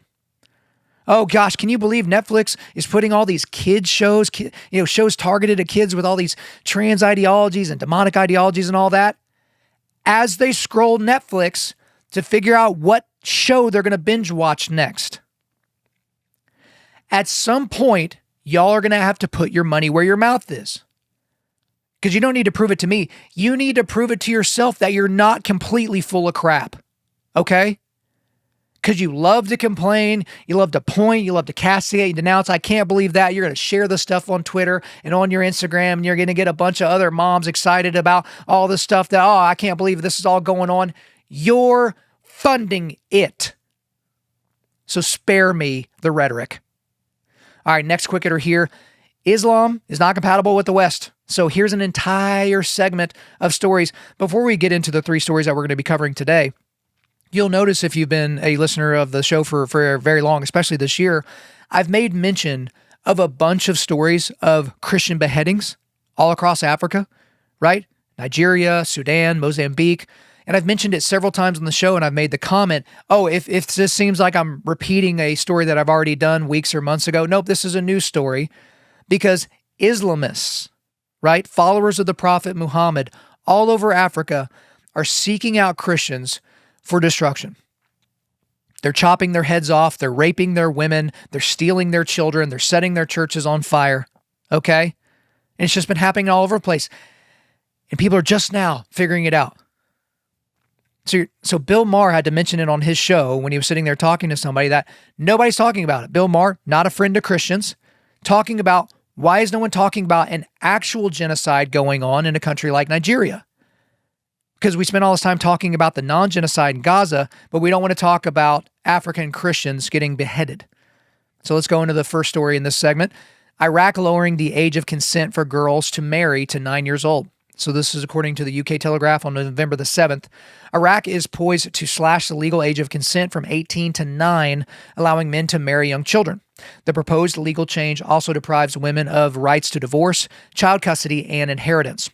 Right into the next story, Somalia voting to allow child marriage. This is according to KAAB TV. Somalia's federal parliament has come under fire from human rights advocates after approving the African Charter on the Rights and Welfare of the Child with major reservations that exclude key protections against child marriage and sexual exploitation. Local youth activists have condemned the move, saying it effectively leaves Somali children, particularly girls, vulnerable to forced marriages and sexual abuse. So big takeaway on those two stories. They're doing exactly what their false prophet Muhammad would want them to do. That's typically my commentary when I talk about these stories. People are like, how could anyone allow something like this? Why would there be a government body, a parliament of some kind that would advocate for something like this, for things like this? Because Muhammad would do it. So they're just doing what he would do. So need I remind you, because some of you maybe don't know this, Muhammad married a 6-year-old girl named Aisha, a 6-year-old. And then he consummated the marriage when she was 9, meaning that he held her down and forcibly raped her when she was 9 years old. Some of you have a 9-year-old girl right now, or have had one, or are about to have one. A grown man, a warlord, married her and then raped her. What a romantic, right? So why in the world would you expect Somalia or Iraq to act any differently, right? They're Islamist nations, so they have to basically do what the founder of Islam would say, right? And then we'll get to the next story here. The United States somehow allowing for an American city to be controlled almost exclusively by Muslims. So let's talk about Dearborn, Michigan. So more than half of the residents, there's about 110,000 residents of Dearborn, Michigan. More than half of the population is Muslim.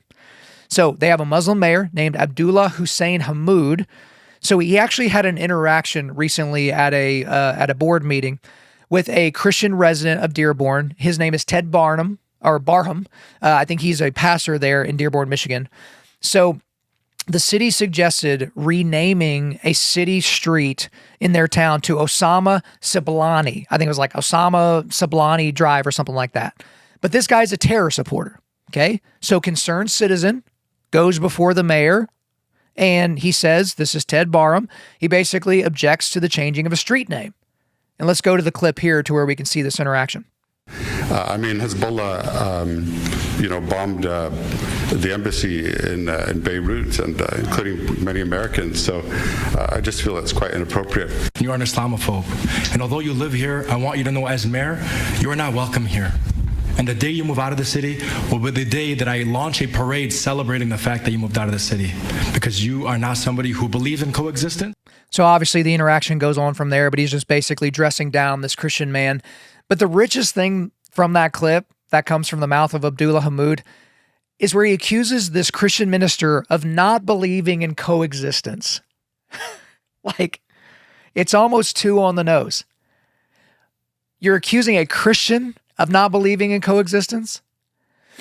Christians are called to coexist with people of all stripes and to share the gospel with them and call them to repentance, right?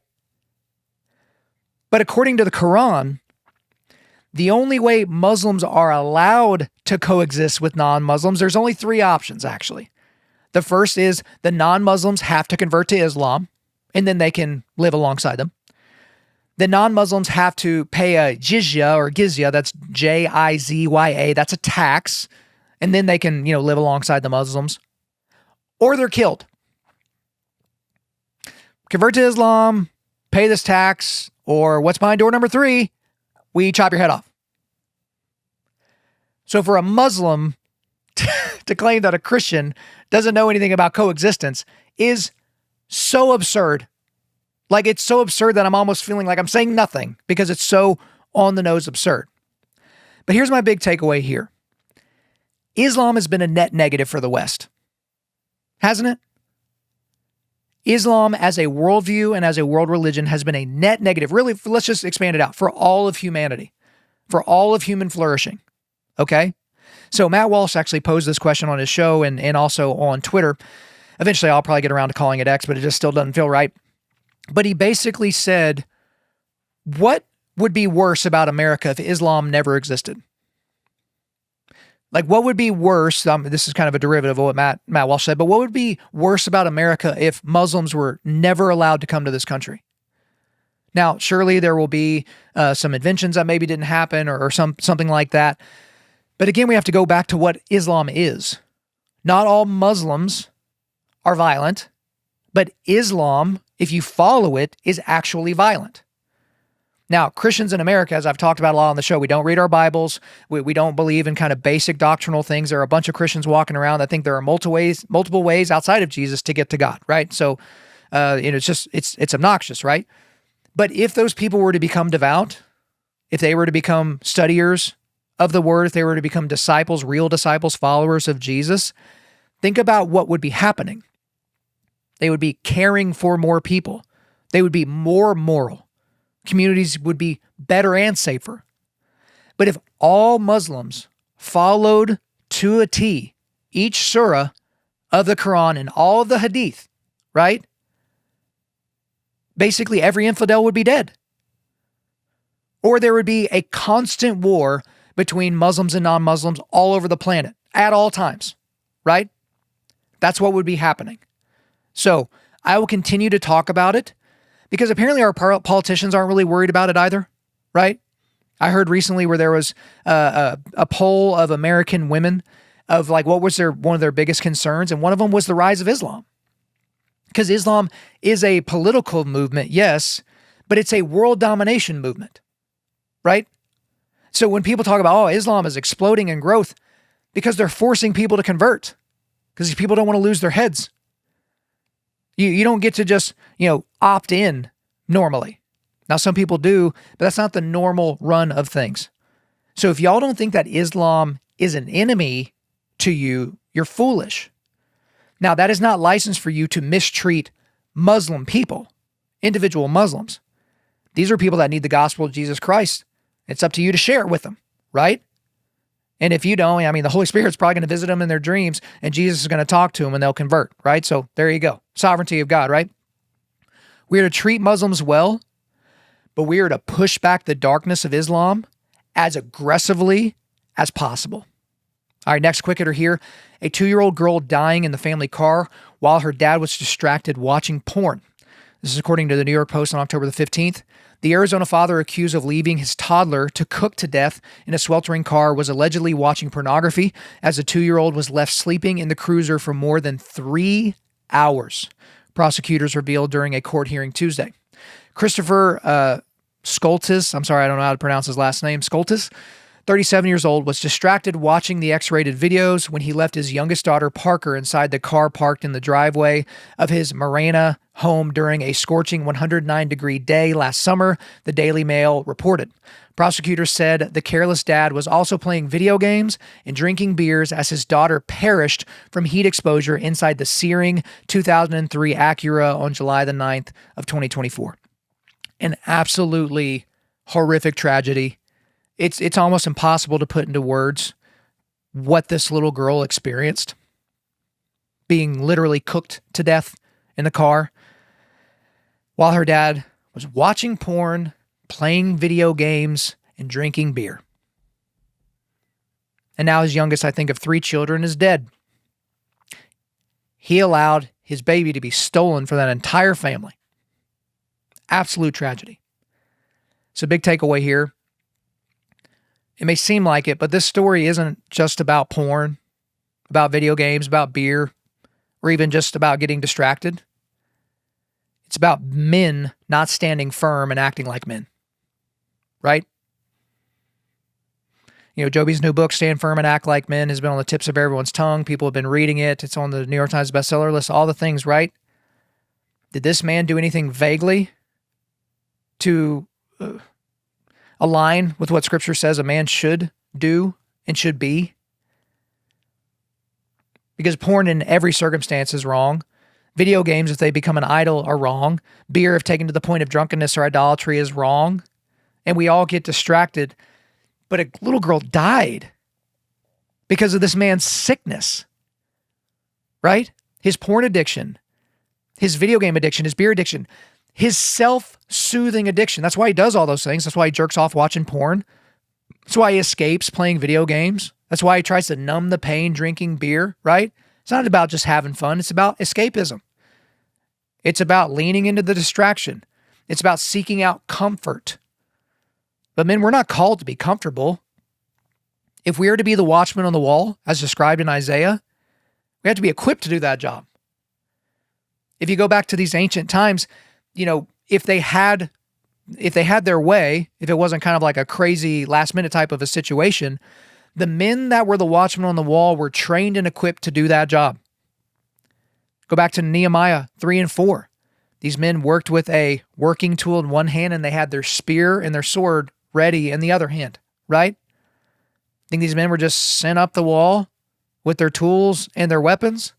Or do you think they were trained and equipped to wield both of them? They were equipped. And yet so many men are just like this guy, who for the rest of his life is going to think about that time he was jerking off, that time he was playing some video game on his phone or on his Xbox, that time that he was crushing beers, while his baby was boiled to death inside of the car where he left her. Because he was too lazy to bring her inside. He needed a break. He thought the battery on his car was going to last long enough and the AC was going to be running. No big deal. I'll go get her later. And she's dead now. So this is maybe the most extreme example I've heard of a man allowing his hobbies or his lesser loves, his interests, leading to someone dying. But allow this to be a cautionary tale, men.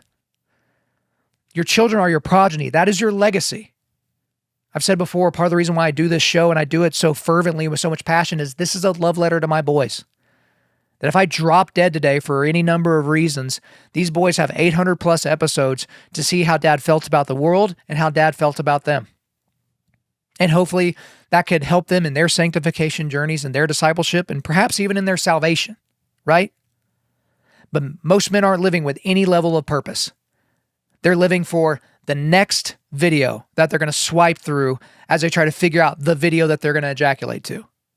It's for the next release of that next video game that's their favorite. They're going to put on their doofy headset and talk to their non-buddies across the world, and they're going to spend hour after hour after hour being courageous in a not real place, in some fantasy land.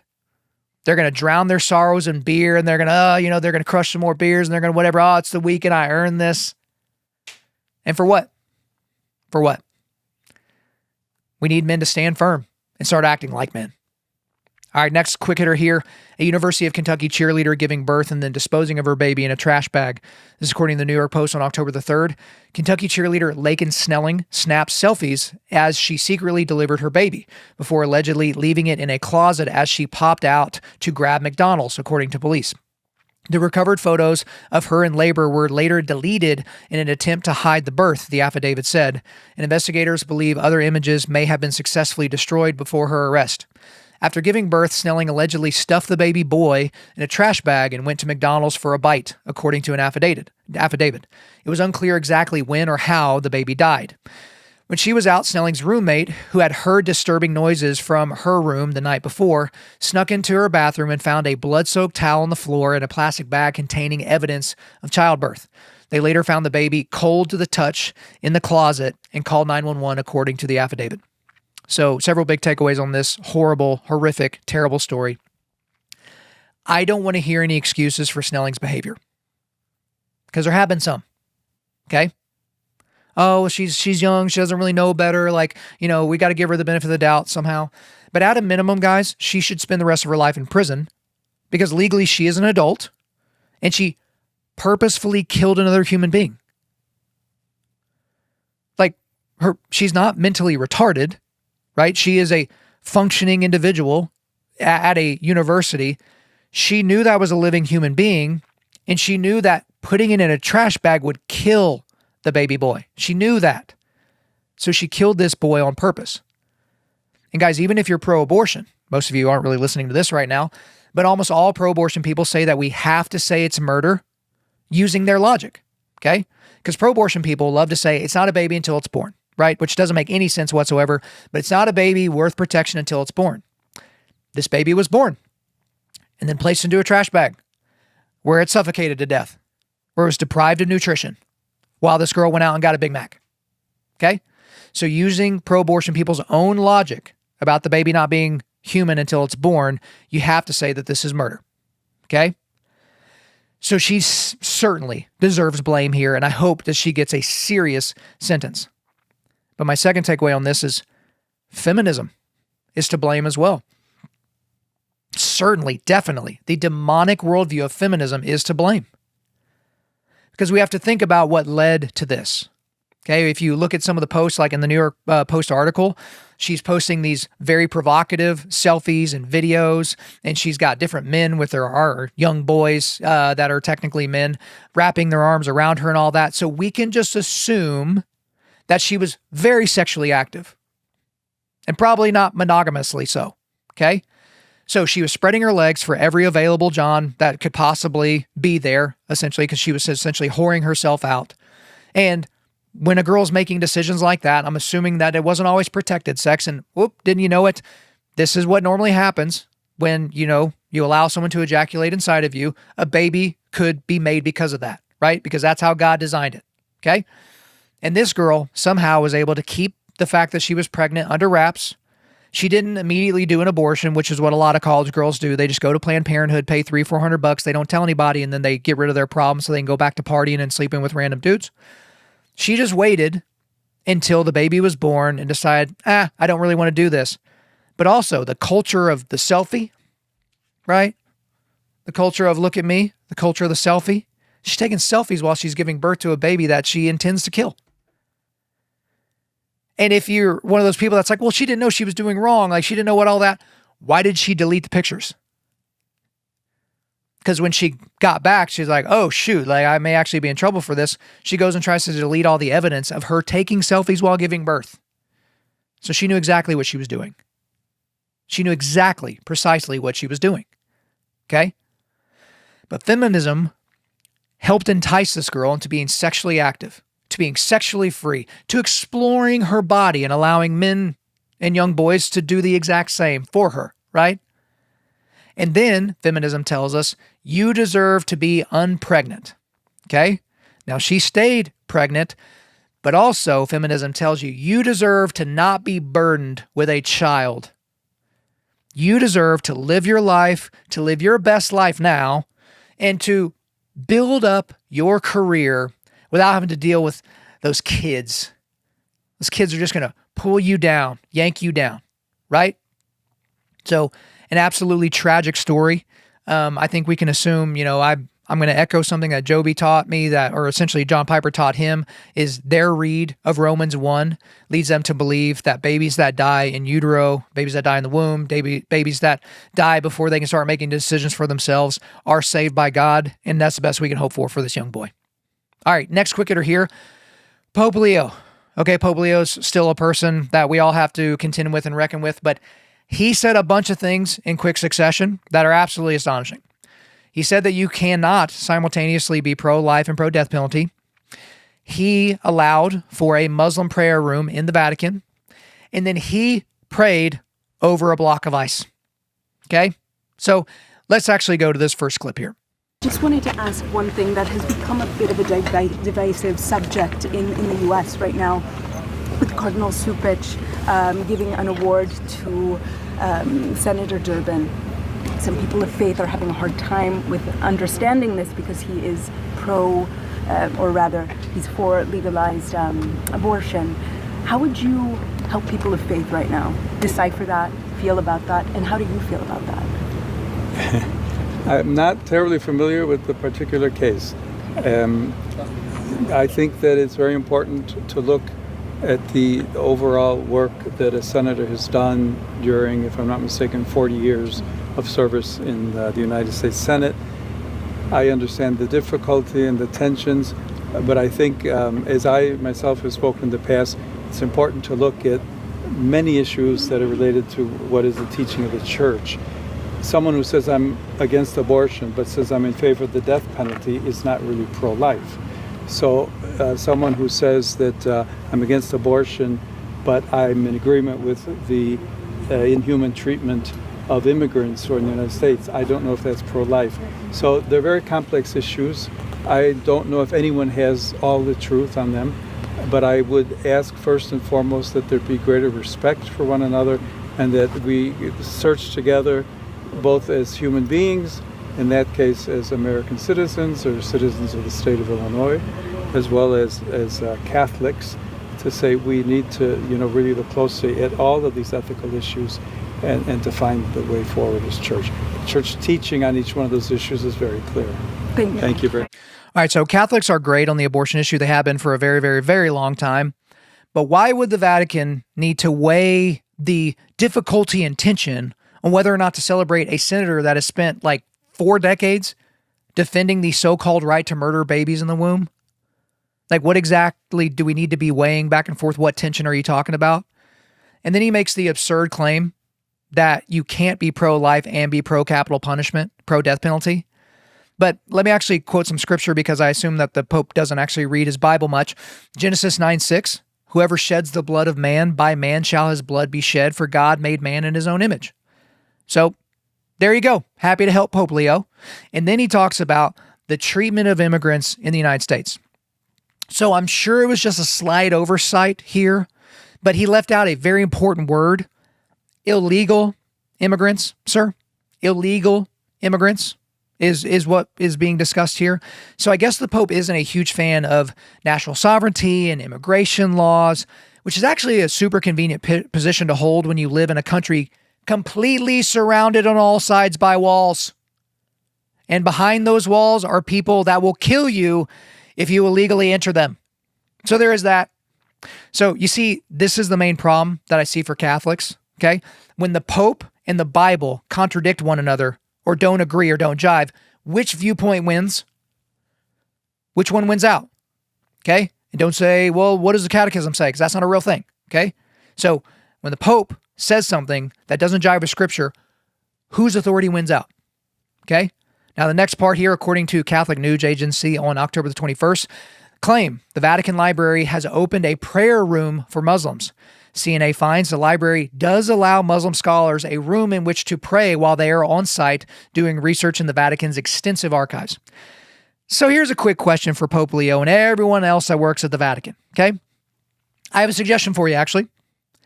How about you go to Mecca, walk into the main mosque there, which is colloquially called the Sacred Mosque, and ask them for a room where Christians can pray. See how it goes. Let's see how welcoming they are of you, right? While you're in Mecca. Think that'll go well? Pope Leo apparently is enough of a doofus where he might actually try that. But let's actually go to the next video clip here.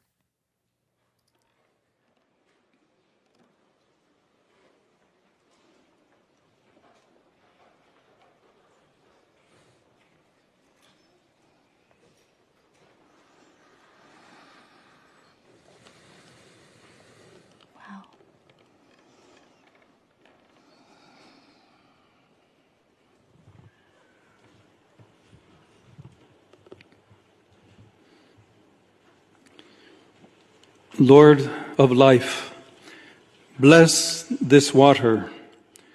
May it awaken our hearts, cleanse our indifference, soothe our grief, and renew our hope. Through Christ our Lord. Amen. Lord, bless this assembly, this conference. May the dialogue we engage in contain respect for all gathered here and the entire earth community. May we work towards a flourishing of all creation, held in being by our Creator, through Christ our Lord. All right, so just a quick big takeaway on this one. Message to Protestants. Aren't you so thankful that the Bishop of Rome has no authority over you? Because Catholics are having to twist themselves into pretzels right now to surmise why Pope Leo would say the things that he's saying and do the things that he's doing. Because I remember there were Catholics that were holding out hope. Like, all right, Francis is out. Francis is out now. He's pretty left-leaning, said a lot of stuff that the Vatican had to walk back, stuff that didn't jive with Scripture at all. Maybe Pope Leo won't be so stupid.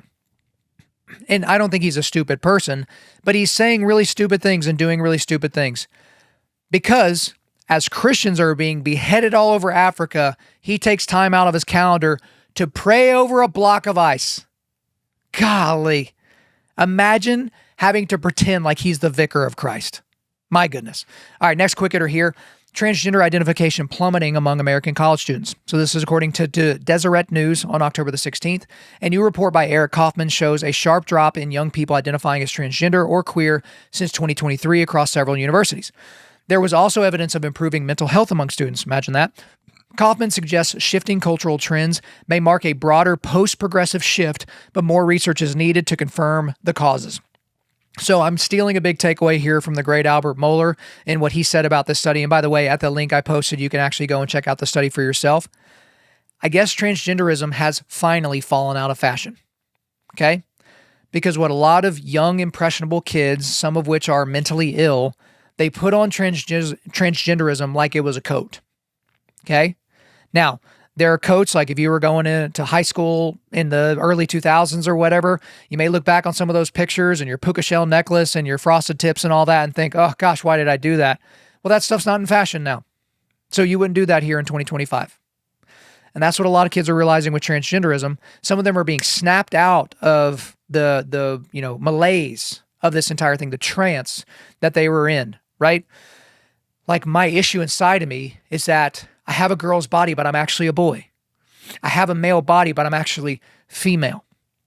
And so when the culture is telling you, yeah, you're right. Here's a month to celebrate.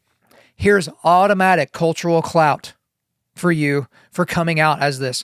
Oh, you saw your friend come out and say that she was transgender, and now you want the same accolades from all of your public school teachers and from all the affirmers in culture, right? You want to be celebrated at the parade. You want to be celebrated on TikTok, okay? Well, now it seems to be falling out of fashion.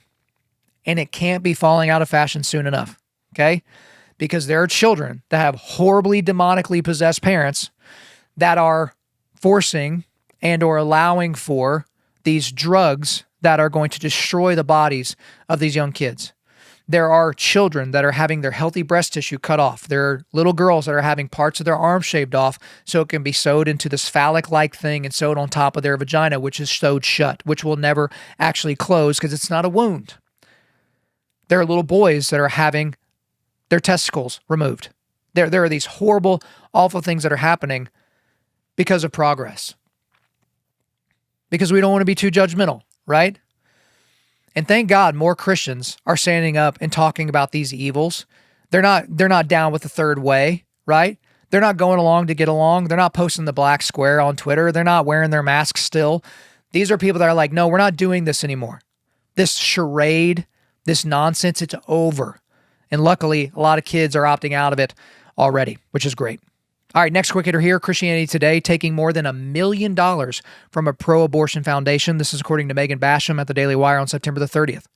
Christianity Today has always claimed it maintains a pro-life ethic, but financial records unearthed after Christian publisher Canon Press offered to buy the magazine call that commitment into question, showing that it is being heavily funded by a massive left-wing organization that spends millions to support the nation's leading abortion advocate, Planned Parenthood. Since 2022, the William and Flora Hewlett Foundation has become a major patron of Christianity Today, donating well over $1 million to the outlet, records show. Included in the contributions is $400,000 for general operating support, $75,000 to develop a mobile app, and $600,000 to cover U.S. elections. This makes Hewlett one of the magazine's top disclosed donors, even though the NGO's extensive abortion backing makes it a strange bedfellow for a Christian publication. As dark money watchdog groups like Influence Watch have noted, since its founding in 1967, Hewlett has continuously supported Planned Parenthood, eventually becoming its second largest private funder in the United States. Between the year 2000 and 2023, Hewlett granted Planned Parenthood over $100 million. After the 2022 Dobbs decision ended the constitutional right to abortion, Hewlett announced it was redoubling its efforts to ensure access to states that were moving to restrict the procedure, revealing that its board had approved a 30% increase in its annual budget, earmarked for reproductive equity work. In particular, this funding would strengthen support for state and local organizations focused primarily on abortion care.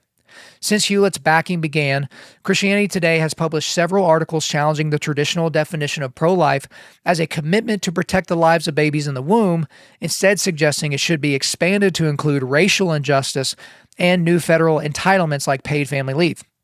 Christianity Today editor-in-chief Russell Moore and news editor Marvin Olasky did not respond to inquiries into whether the magazine sees any moral inconsistency in partnering with a well-known abortion supporter. Okay, so big takeaway on this one, and I really appreciate Megan Basham and all the work that she does, especially in these areas. This is how you get Christian organizations to die, essentially. This is how you get Christian organizations and companies to die. You give them money, you pat them on the head, and you convince them to kill themselves. Because you eventually get so much money that you start weighing whether or not the gravy train keeps going, because the left-wing demonic forces that are giving the money, they don't just give the money and go away. They give the money and then they start making suggestions. And then after a while of making some suggestions, seeing that you're acquiescing to the suggestions, they start making demands. Well, we demand that you do this, or we're going to pull our funding. And then when you do those things and they keep the funding going, then you start telling them precisely what you want them to do and how to do it. You leave no ambiguity.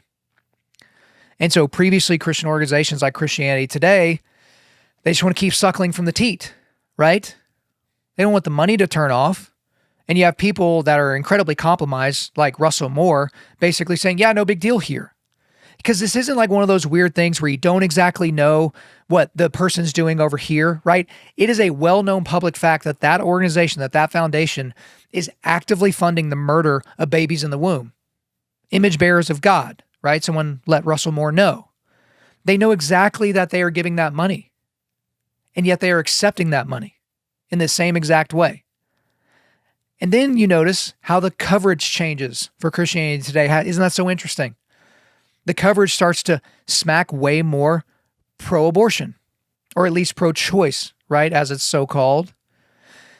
And then you expand the definition of what it means to be pro-life. Oh, you can't actually be pro-life unless you want universal health care and universal paid leave and universal child care and universal paid education, K through 12, and then on into college, free education for all. That's what it actually means to be pro-life. When at the end of the day, pro-life essentially means we don't want these kids to be killed in the womb. And then we care for them afterwards as well. And the solution for that is to not turn your economy into basically a gaping wound that is never patched up, right? Destroying your entire economy to pay for things, taking them from taxpayers, right? That's not actually pro-life, okay? So keep your eyes on organizations like this. And obviously, if you're still paying attention and listening to the news coming from Christianity Today, you probably need to stop that.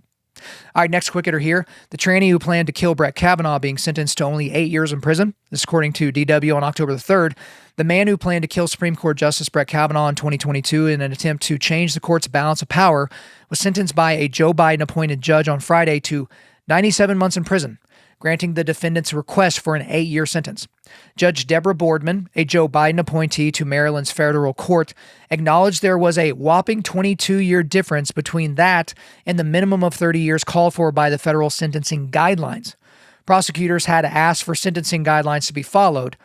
Nicholas Roski traveled from California to Kavanaugh's Maryland home armed with a cache of weapons after a leaked document showed that the court planned to rule against liberals on abortion. Although he had meticulously planned the assassination for months, he had a change of heart outside the conservative justice's home and called the police to turn himself in.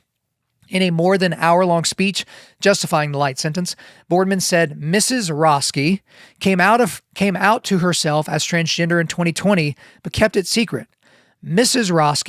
Roski's sister, came out as gay 2 years prior, but Mrs. Roski saw that their parents struggled to reconcile her sexuality with their religious beliefs. I am heartened that this terrible infraction has helped the Roski family accept their daughter for who she is, Judge Boardman said. Boardman said any prison time is punishment for her. The length doesn't need to be particularly long. Unduly harsh conditions make a difference too. The judge continued, she will be imprisoned in a male facility even though she is a transgender prisoner, pursuant to an executive order from the president. Before the executive order, that wasn't the case. Okay? So this is a male that was given a lighter sentence by this activist judge because he is mentally ill and thinks he's a woman. Or he knows how this thing works. He knew what kind of judge he was before. So he's pretending to be transgender, pretending to believe that he's the opposite sex so he could get a lenient sentence. And boom, there it goes. There it happens. So big takeaway on this one. Elections have consequences, guys. Judge Boardman was appointed by Joe Biden, as said in the article. Elections have consequences. So the next time you don't like the political candidate that's running for the Republican Party, I want you to think about a situation like this. This is someone that traveled cross country to murder somebody that they thought was going to cast a vote to make it harder to kill babies in America. And if Joe Biden explicitly had his way, every judge in America would be like Judge Boardman. So elections have consequences. We may not like the culture, but we do have to participate in it. All right, Shohei Ohtani delivering the greatest single game performance in the history of Major League Baseball. I'm really excited to talk about this one. October the 17th. Okay, let's set the scene. National League Championship Series Game 4. The Los Angeles Dodgers have a home game with the chance to sweep the series and go on to the World Series. So the Dodgers, we don't have to talk about the fact that they have a $500 million payroll and 3 MVPs on their lineup. It's insane. But their star player is Shohei Ohtani from Japan. He had been slumping hard at this point. Okay?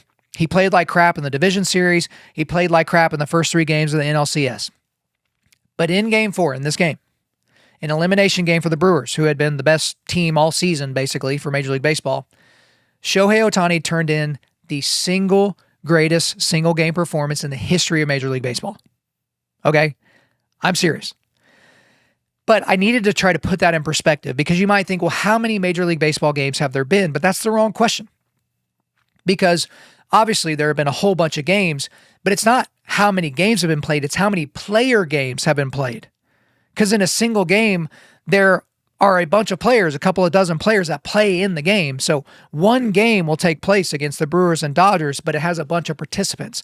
So I had ChatGPT help me with this and some other AIs and whatever, because I wanted to know the total number of player games played. Because yes, there have been hundreds of thousands of MLB games played in the history of the league, but there are individual players in those games. And so we've got to really get down to, okay, how many of those games have been played? So I'm just going to read this straight from ChatGPT here, okay? MLB has hosted roughly 232,554 major league games across the recognized major leagues, AL, NL, AA, PL, UA, and FL. So that total comes from summing league team games and dividing by 2, okay? So in a modern season, the average number of players who appear in a game, both teams combined, is about 25.2. So, for example, in 2021, there were 61,316 player appearances, okay? So that's games across all players over 2,430 games. That's 30 teams, 162 game schedule, okay? So that's around 25.25 players per game. And so that total is derived from Baseball Reference season tables and some of the, figures that can be summarized. But multiplying those together, 232,554 games times 25.25 player games, that's around 5.872 million player games. I don't know if that math is right. I looked in ChatGPT. There's mathematical equations and stuff going on, but they're surmising that there have been 5 1.872 million player games in the history of Major League Baseball. And Shohei Ohtani had the number one best game out of all of them. Let's go back to game 4. Shohei Ohtani is the starting pitcher and the leadoff hitter for the Dodgers in that game, which is already insane to say in 2025 that someone is so good that they can start a playoff game as a pitcher and hit leadoff. Okay?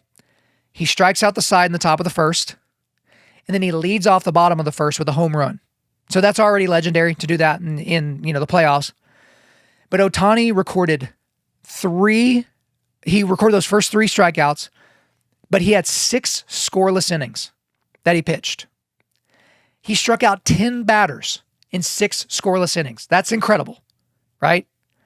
And then he hit another home run in the 4th inning, which left the stadium. It went over the roof in right center field, and then another home run in the 7th. So a playoff game with a chance to punch a ticket to the World Series in modern baseball, his stat line is 6 innings pitched. I think it was 3 hits, 10 Ks, 3 home runs. It's without a doubt the best performance of all time. So I'm going to go out on a limb here and just stay with me. Shohei Ohtani is the greatest baseball player of all time. Okay, now, generally speaking, most people accept that Babe Ruth is the greatest baseball player ever. Okay? So, over 700 home runs, crazy total bases amounts and all that, but he was also a Cy Young level pitcher. Now, you can quibble with his competition and what if Babe Ruth had to hit today with, starters that are only going, 2 times through the rotation and then all these relievers coming out specifically to get out left-handed hitters, all the things. Yeah, I get it. But he played in that era. And I'm also aware that some of you automatically thought about when I talk about the MMA GOAT thing. And I say, no, you can't take a segment of time, right? Not a single performance, right? So some people talk about, the night that BJ Penn beat this one guy, like, oh, he was the greatest fighter maybe ever. People will talk about the championship stretches of Fedor Emelianenko over in Pride or Anderson Silva in the UFC. And they're like, well, that's probably GOAT level performance. And I'm like, no, you can't do that.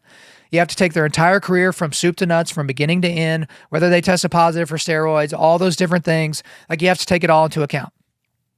And I know that Shohei Ohtani doesn't have the counting stats yet. He doesn't have that 500 home runs, that 600 home runs, that 700 home runs, right? He doesn't have, 5 MVPs and 3 Cy Youngs. He doesn't have all the hardware. He doesn't have the All-Star Game appearances. He doesn't have the Silver Sluggers. He's had 2 Tommy John surgeries, so how much longer is he going to be pitching? I get it. There has never been a better baseball player in the history of the game of baseball. Never. Because people talk about 5-tool players. That's the ability to hit for power, hit for average, to run, to field, and to throw. Shohei can do all of that, and he does it on both sides of the plate. It's still astonishing to think about. And here's the other thing. The Dodgers, who are very easily the most hateable franchise in all of baseball right now, signed him to a $700 million contract. Okay? But there was a report that came out recently that said the Dodgers have already made back the $700 million in the first year of that contract through marketing deals, through merchandise purchases, through ticket sales, and through licensing deals with American and Japanese companies. They've already made back the $700 million that they owe Shohei Ohtani. And I guess you can put Yamamoto, who is the most expensive pitching contract of all time. That's $1 billion, over $1 billion worth of payroll to 2 players. They basically made all that money back already. So as we sit here right now, I'm recording this on Monday. We've got 3 straight World Series games. The World Series could be over by the time you guys are listening to this. I have no one to root for because I can't stand the Dodgers. I can't stand the $500 million payroll, and I just simply can't root for a team from Canada, okay? I just can't do it. There's just something in me. So I guess I'm just watching these games to look for something awesome to happen. But Shohei Ohtani, for my money, the greatest baseball player of all time. All right, now another baseball story. People getting the villain wrong in the now infamous Phillies Karen video. Now, this happened a long time ago. I feel like it was like 3 or 4 months ago, but again, haven't been able to talk about it too much going on. Watch the clip here.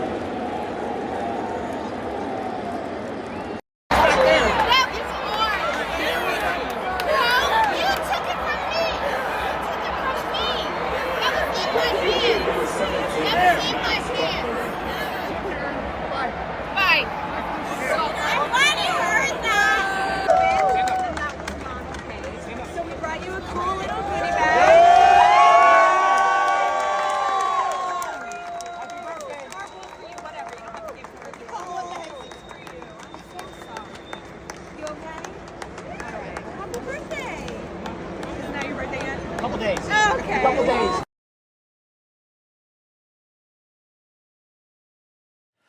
All right, so there's a home run to left field. You see there's several people converging on the ball, and then you see this woman with the haircut that you would expect to see from what I'm about to describe, and a man. They're both going for the ball, but the man grabs the ball before she does. Okay? That's the name of the game, right? Quickest one to the ball, first one to take possession of the ball, it's their ball. Then the dad walks down a little ways. He has a son, looks to be 11, 12 years old, puts the ball in his glove, and the kid's excited, the dad's excited. Man, I got a home run ball. Like, you can go to thousands of games and never even get close to catching a home run ball. Okay? So, and then at the end, you can kind of see in the video there, I'll describe the woman. The woman comes over and just gets in this man's face, and she's giving him a piece of her mind saying, you stole the ball from me, you this and that, and all these different things. But at the end of the video, the Phillies organization, they made it right for the kid because the dad gave the ball to this woman. It was egregious. But the Phillies organization gave him like a grab bag, good on former Cardinal Harrison Bader, who hit the home run for hooking the kid up, I think it looked like, with a signed bat and meeting him back in the locker room afterwards or whatever. But everyone is talking about how horrible that woman is. Getting in that dad's face and demanding the ball and then getting the ball and storming off with a ridiculous haircut. And to be sure, yeah, she's awful, right? What a terrible, terrible person, right? I mean, I don't know who this person is, what they do for a living. Maybe they're a nice lady. They just had a bad moment. But yikes, this seems like a terrible person to be around. But she's not the real villain of this story. She's not. Because my big takeaway on this one is the dad is really the villain in this story. Some of you may have seen this video for the first time, watching it here on YouTube or Rumble. But let's talk about the dad. He got the ball fair and square, which is good, right? He got there first. He took possession of the ball. Great. Good job. Then he walked over and immediately gave the ball to his son, because you got to think, this may have been this dad's first time getting a home run ball his entire life. And that's every little kid's dream, is to catch a ball or get a ball at a game or something like that. But as opposed to hanging on to the ball for himself because of his childhood dreams or whatever, he makes a core memory for his son and gives his son the ball. Son's elated, right? A dad providing for his son in that way. But then the woman comes up to him, and I don't think the guy didn't know she was coming. I think he was faking it. But he pretended to be like a scared child when this woman got in his face. That terrible harpy. Which was bad. That was just bad. To be scared by a woman and to shake your fist like, yikes, yikes. Like, it was just not a good look. Okay? And then he sits there and essentially just allows her to tongue lash him, which is not great. But if you've ever been dressed down, sometimes you just got to take it, right? Maybe it's from a boss or from someone in your family, who the heck knows. But then he takes the ball out of his child's glove and gives it to that awful woman so that he can just be done with the situation. He literally hands the ball to her and then throws his hands up like this, which was egregious behavior to reward a woman for being so awful and literally stealing the ball from your own child that just became elated at getting the ball and giving it to that woman. Now you might say, but Kyle, it worked out. Phillies organization gave him a nice little bag of merch, and then he got to meet Harrison Bader, and he got some signed stuff. Oh, it all worked out. No. Because this story shows a lot about and says a lot about that man, the type of man that he is, the cowardly man that he is. That this shrill woman, right? I think this woman is described in Proverbs, and I don't think it's Proverbs 31. He basically bowed down to her. She got all flustered. She got all up in his face with her little haircut, and he just folded. He folded like cheap laundry, right? Just folded right in front of her. And so he showed his son, think about the lessons that boy learned about his father that night. Think about the lessons that man's family, the people that live in his household, learned about that man. That it doesn't really take much for him to fold, for him to cave. Doesn't really make me feel real comfortable that guy is going to be a protector. I mean, maybe he's a good provider, but it doesn't give me a lot of hope that he's going to be a good provider for the long term. Like you've heard me say the quote before, lion for them, lamb with them, right? So you need to be a lamb with your children, but the children need to know that the lion is available. Because in that moment, you don't steal the ball from your son and give it to this horrible woman. Perhaps you take your tongue lashing and then you very calmly say, I disagree with your opinion. Please get out of my face, right? And if she escalates it, right? If she wants to get violent, you protect yourself and you protect your children, and then you allow the authorities that were already in and around that area to deal with her, right? But I don't think we can rest assured thinking that that guy would ever respond in that way when he's shaking like that at just a woman getting in his face and screaming at him, right? So if I'm that man's little boy, like, yeah, you ended up having a good night, but he learned some lessons there about his dad. And maybe it didn't sink in immediately. Maybe he has to kind of marinate it in a little bit. But I don't think that kid is set up for success as it pertains to his father. So hopefully that was just the worst possible day of that man's life or something like that. And if he could go back, he would change it. But I'm not so sure. All right, last one here. A long episode today, but hopefully y'all have enjoyed it. My picks for the top 10 movie acting performances of the 21st century. So on August the 25th, a website named The Ringer released their list of the 101 best movie performances of the 21st century. So I included it here in the show notes, but again, this is like movie critic stuff. So there's a bunch of performances from actors and actresses that aren't any good, from movies that nobody watched or whatever. But I immediately thought, because I love lists, right? Making my top 10 lists. Oh, best albums ever, best songs ever, favorite this, favorite that. So I'm coming up, I'm not saying this is the definitive list, but this is my list of the best 10 acting performances from the 21st century. And as I was kind of thinking through this, apparently there's a lot of movies that came out in the late 90s that can't be included because that's the 20th century, but there were a lot of performances that I couldn't include on this list. But the list is in no particular order, okay, until we get to the very 10th one, right? So, first performance, Heath Ledger in The Joker, or he played the Joker in The Dark Knight in 2008. He stole every single scene, but one of the greatest performances I've ever seen. So there's that one. The second one, Joaquin Phoenix, also playing the Joker in the Joker movie in 2019. It's kind of crazy because these two guys played the same character in two different movies, and simultaneously, I can't imagine a different actor playing either one of those guys in those movies. So just great performances. Third one, Jake Gyllenhaal playing Billy Hope in Southpaw from 2015. Now, this was in an unbelievable run for Jake Gyllenhaal. So Southpaw, Nightcrawler, End of Watch, Prisoners.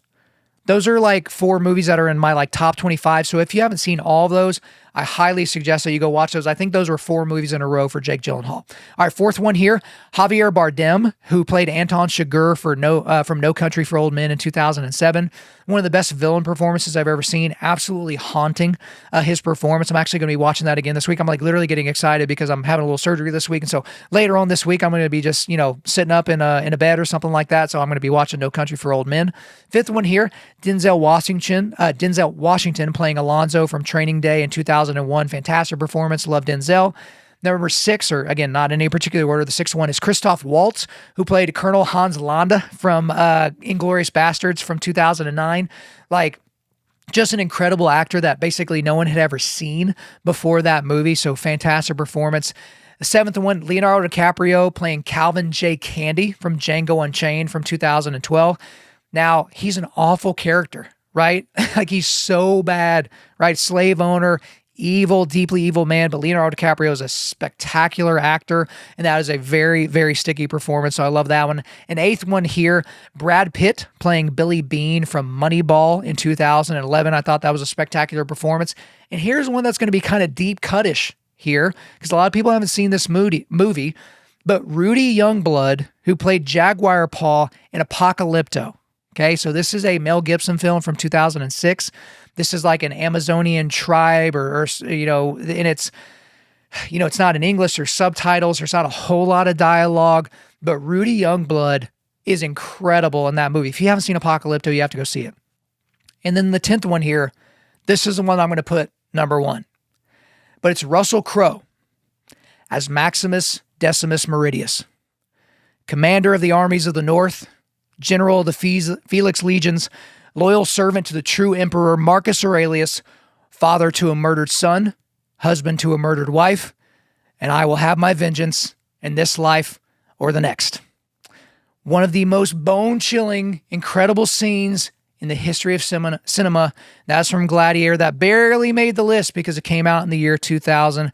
That is my favorite movie of all time. Favorite acting performance of all time was Russell Crowe as Maximus. So if you haven't watched that, go back and watch it. And to all you haters on Gladiator 2, it's not as good as Gladiator 1, but it's actually pretty darn good. So don't listen to Ryan Horn. Don't listen to any of those other people on the forging table that don't like it. You should give it a go. And guys, we made it all the way to the end, and that'll do it for today.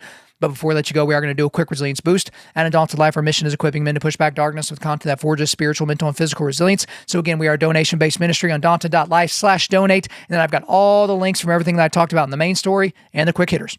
Thank you for listening to this podcast. Wherever you're listening to this, please subscribe, rate, and leave us a positive 5-star review. If you want me to come speak live at your event or on your podcast, just shoot me an email to info@Undaunted.Life. That's info@Undaunted.Life. Follow us on Instagram and like us on Facebook, and check out our website for everything else, including how to donate to keep more content like this coming your way. Just go to www.Undaunted.Life. And as always, we want to thank the band Holy Name for allowing us to use their music for our content. The music on this podcast is their song Perpetua, which is off their self-titled debut album on Face Down Records. The links are in the description. I'm your host, Kyle Thompson. Remember, keep pushing back darkness, keep forging spiritual, mental, and physical resilience, keep seeking the Lion of Judah.